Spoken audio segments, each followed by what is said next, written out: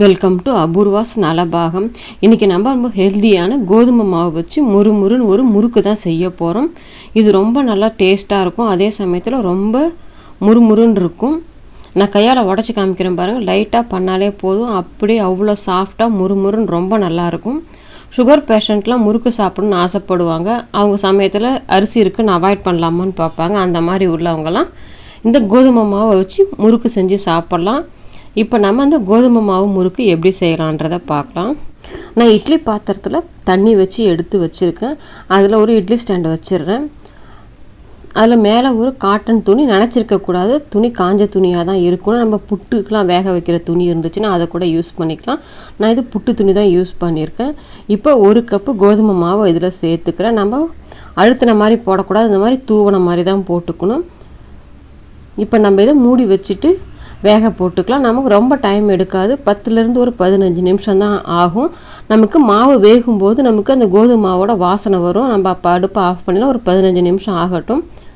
பாருங்கள், நம்ம மாவு வேக வச்சுட்டு ஆற வச்சு எடுத்து வச்சுருக்கேன். இந்த மாதிரி வெந்த பிறகு கொஞ்சம் கட்டி கட்டியாக தான் இருக்கும். இப்போ நம்ம இதை மிக்சி கப்பில் சேர்த்துட்டு அரைச்சி எடுத்துக்கலாம் நைஸாக. நான் இன்னும் ஒரு மிக்சி கப்பில் ஒரு 3 டேபிள் ஸ்பூன் அளவுக்கு பொட்டுக்கடலை சேர்த்துருக்கேன். இதையும் நம்ம நல்லா நைஸாக அரைச்சிட்டு ஜலிச்சு எடுத்துக்கலாம். இப்போ நான் மிக்சி கப்பில் சேர்த்துட்டு நம்ம வேக வச்சுருந்த கோதுமை மாவை நான் அரைச்சி எடுத்துகிட்டு வந்துட்டேன். அதை நம்ம ஜலிச்சுட்டு எடுத்துக்கலாம்.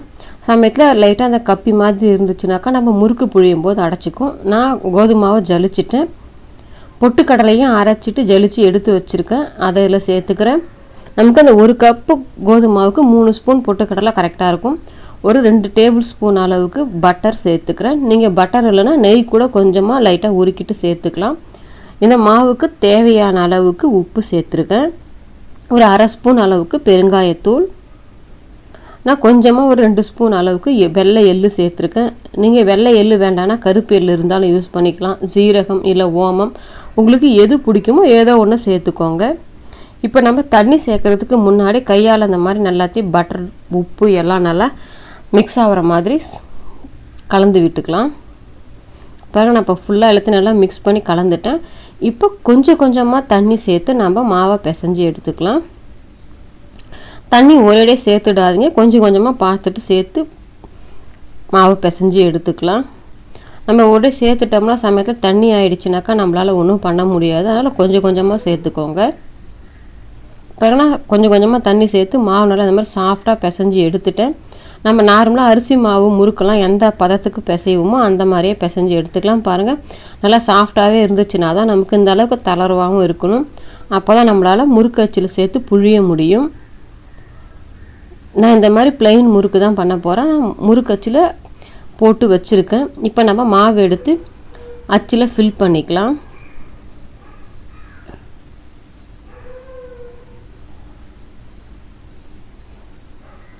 நம்ம மாவு கரெக்டான பதம் இந்த மாதிரி தான் பிசையணும். பாருங்கள், நம்ம மாவு எடுத்து போட்டாலும் கையில் கொஞ்சம் கூட ஓட்டலை. இந்த பதத்துக்கு நீங்கள் மாவு பிசைஞ்சிங்கன்னா முறுக்கு நல்லா முறுமுறுன்னு இருக்கும். அதே சமயத்தில் புழியறதுக்கும் நமக்கு ஈஸியாக இருக்கும். ரொம்ப கஷ்டப்பட்டுலாம் புழிய வேண்டாம். நான் இந்த மாதிரி ஒரு ஜல்லி கரண்டி எடுத்து வச்சுருக்கேன். இதில் நம்ம இப்போ முறுக்கை புழிஞ்சிக்கலாம்.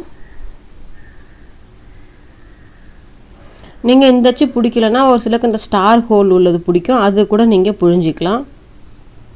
இந்த கார்னர்ஸை கொஞ்சம் ஒட்டி விட்ட மாதிரி பண்ணிவிடுங்க. இப்போ நம்ம முறுக்கு புழிஞ்சு ரெடியாக இருக்குது. நான் அடுப்பில் எண்ணெய் காய வச்சுருக்கேன். இப்போ நம்ம புழிஞ்சிருந்த முறுக்கை இதில் சேர்த்துக்கலாம்.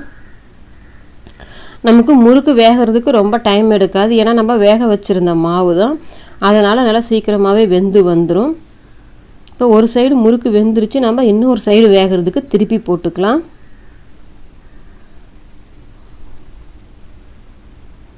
இந்த முறுக்கு நல்லா முறுமுறுன்னு டேஸ்ட்டாக இருக்கும். அதே சமயத்தில் நல்லா வெள்ளையாகவே கிடைக்கும். நமக்கு முறுக்கு கலர் மாறாது. பாருங்கள், முறுக்கு நல்லா பபுள்ஸ் எல்லாம் அடங்கிடுச்சு. இப்போ நம்ம எடுத்துடலாம். எவ்வளோ வெள்ளையாக இருக்குது பாருங்கள். முறுக்கு நல்லா முறுமுறுன்னு ரெடி ஆகிடுச்சு நமக்கு கோதுமை மாவு முறுக்கு. நீங்களும் உங்கள் வீட்டில் ட்ரை பண்ணி பாருங்கள். லைக் பண்ணுங்கள், ஷேர் பண்ணுங்கள். அபூர்வா நலபாகத்துக்கு சப்ஸ்கிரைப் பண்ணுங்கள். கூடவே பெல் பட்டனையும் கிளிக் பண்ணுங்கள். அப்போ தான் என்னோடய அப்லோட்ஸ் எல்லாம் உங்களுக்கு உடனடியாக கிடைக்கும்.